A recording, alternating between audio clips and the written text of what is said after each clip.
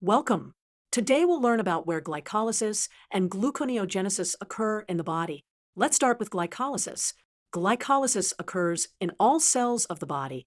Specifically, it takes place in the cytoplasm, which is the fluid portion of the cell inside the cell membrane.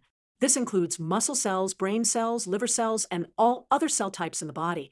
Glycolysis is essential because it breaks down glucose to produce energy for the cell. Now, let's look at gluconeogenesis. Unlike glycolysis, gluconeogenesis occurs primarily in liver cells.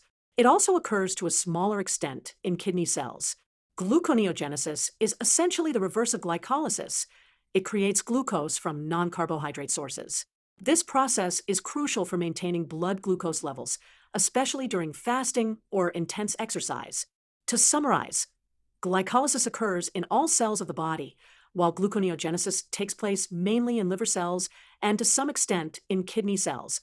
Both processes are essential for maintaining proper glucose balance in the body.